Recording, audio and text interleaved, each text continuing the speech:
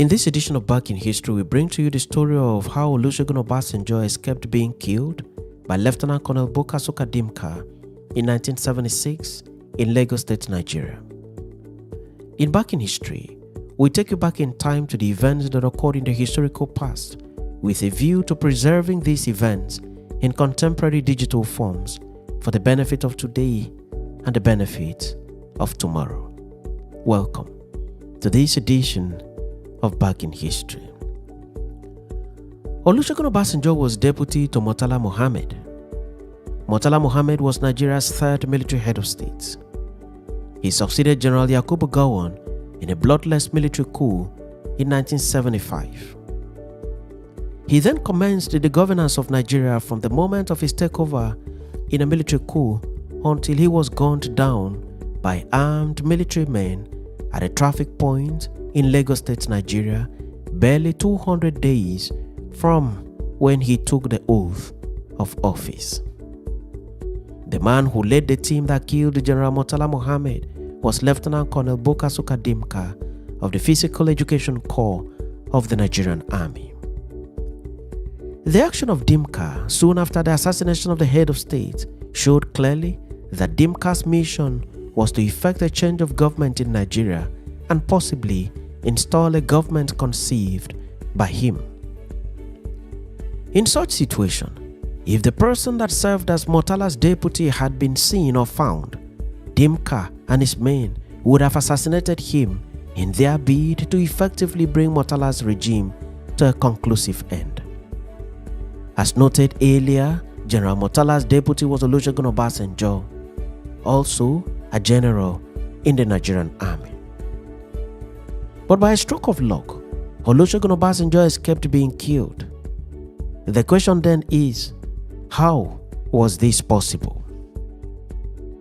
In his book, Not My Will, first published in 1990 by University Press Limited and reprinted by the Olusegun Obasanjo Presidential Library Foundation in 2022, particularly at page 39, Olusegun Obasanjo has narrated how he escaped being killed by Dimka's men on the day of the assassination of General Murtala Mohammed, as follows, unquote.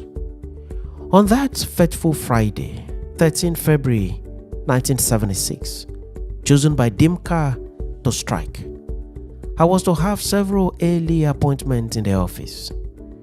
But my ADC had told me the day before that then Colonel Olubajowa had a baby and would come that morning to traditionally break the news to me. My ADC had told him that he would do it on Bajowa's behalf if that was all he was coming to do. I ticked off my ADC and ordered him to ask Olubajowa to see me as he desired. Promptly that morning, Olu showed up. After congratulating him, he asked my permission to name the child after me, which I, of course, granted. Olu was usually like that, respectful and formal, when dealing with seniors and elders. We talked briefly about the state of the nation. He promised to come back and talk some more about things in general and the security situation in particular when he returns from visiting his family in Ibadan. In accordance with tradition, I sent through Olu a gift for the child and named the child Olusegun as the father desired. Obasanjo continued, still unquote, as soon as Olu left, I hurried in to dress up.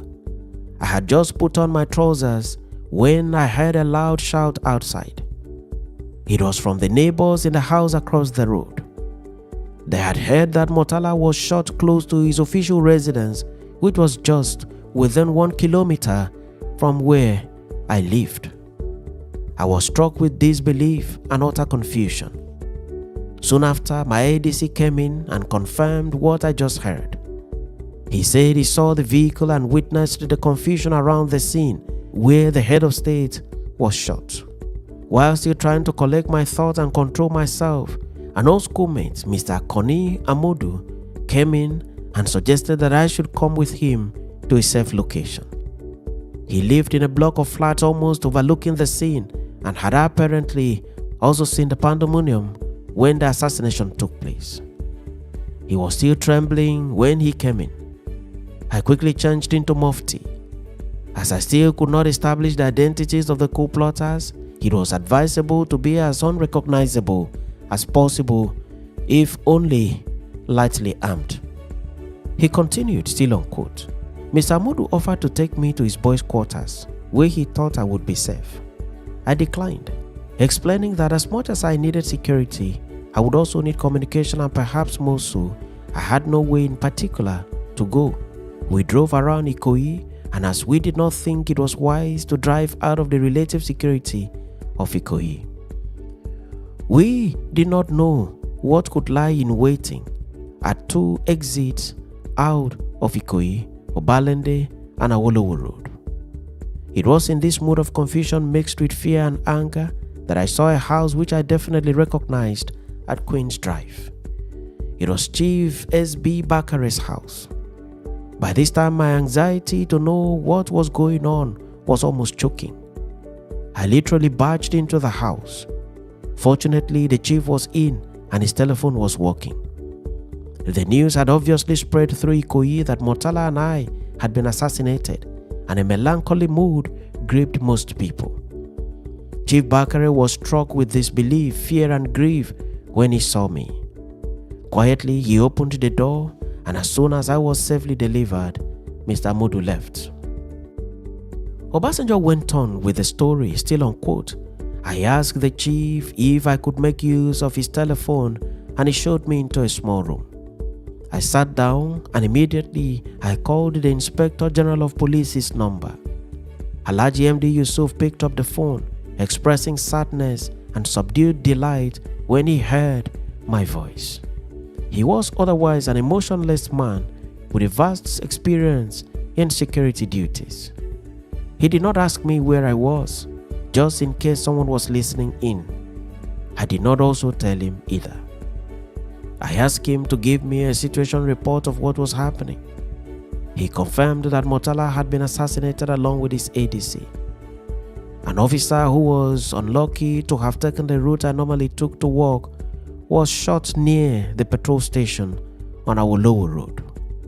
The officer turned out to be Colonel Ray Dumuje, who had apparently been mistaken to be me. End of quote. This is the story of how Olusegun Obasanjo, deputy to the slain head of state of Nigeria at the time, escaped being killed by Lieutenant Colonel B.S. Dimka and his men. If Obasanjo had been found by Dimka and his men on the same route with Murtala Muhammad, Olusegun Obasanjo would have been obviously killed.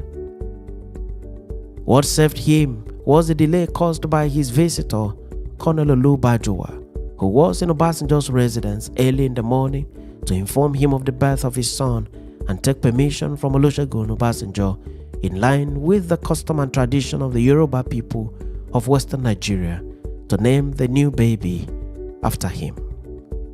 The short period of time spent by Olusegun Obasanjo with Colonel Olu Bajwa turned out to be the delay that saved him from meeting death on the road.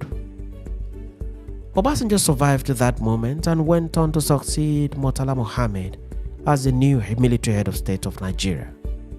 He later saw to the conduct of democratic election and handover of power to a civilian president, Alhaji Shehu Shagari.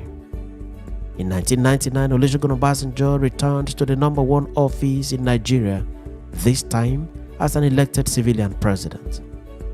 He governed Nigeria in the said capacity from 1999 to 2007, when he completed his second term in line with the Constitution of Nigeria. Obasanjo is alive and still strong at the time of the making of this video. He remains a significant figure in Nigeria, Africa, and the world at large. Thanks for watching this edition of Back in History, and do remember to subscribe to this channel or follow the page for regular notification on every new video. I remain your host and friend, Ekemini Udim.